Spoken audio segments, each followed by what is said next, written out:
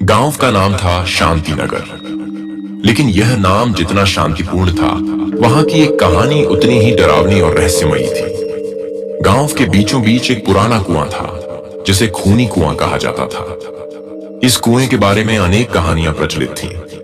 लोगों का कहना था कि दशकों पहले एक नवविवाहित औरत ने उस कुएं में छलांग लगाकर अपनी जान दे दी थी।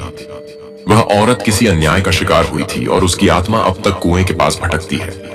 हर दशहरे की रात लोग उस कुएं के पास अजीब घटनाओं का अनुभव करते थे। पुरानी मान्यताएं और गांव का डर। गांव के बड़े बुजुर्ग कहते थे कि उस औरत का नाम रुक्मिणी था।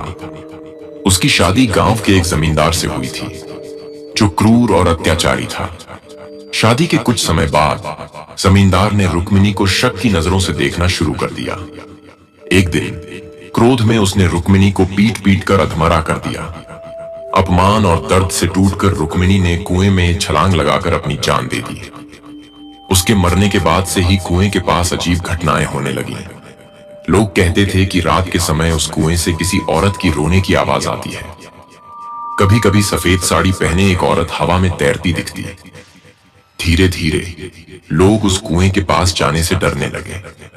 दशहरे की रात को खास तौर पर वहां कोई नहीं जाता था। नई पीढ़ी का साहस। हालांकि नई पीढ़ी के युवा इन कहानियों को केवल अंधविश्वास मानते थे। अर्जुन, सीमा, रोहित और पायल गांव के 4 दोस्त थे। वे पढ़ाई के लिए शहर जाते थे और इस तरह की कहानियों पर हंसते थे।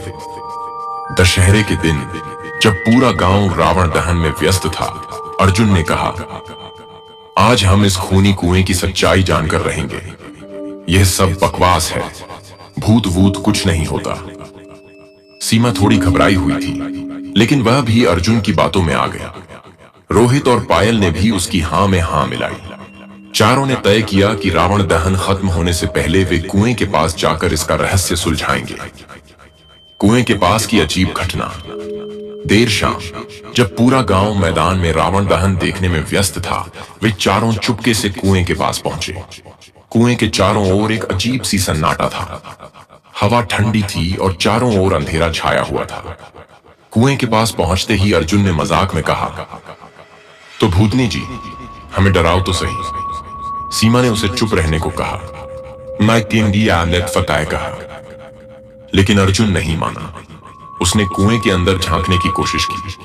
तभी अचानक ठंडी हवा का झोंका आया और उन्हें ऐसा लगा जैसे किसी ने उनके चारों ओर घेरा बना लिया हो। कुएं से एक धीमी कराहती हुई आवाज आई, कौन है? क्यों आया है मेरे घर में? इस आवाज को सुनकर पायल डरकर रोने लगी। रोहित ने अर्जुन का हाथ पकड़कर वापस चलने की बात कही, लेकिन अर्जुन ने हिम्मत दिखाते हुए कुएं के अंदर पत्थर फेंका। अचानक कुएं के अंदर से सफेद साड़ी में लिपटी एक औरत बाहर निकली।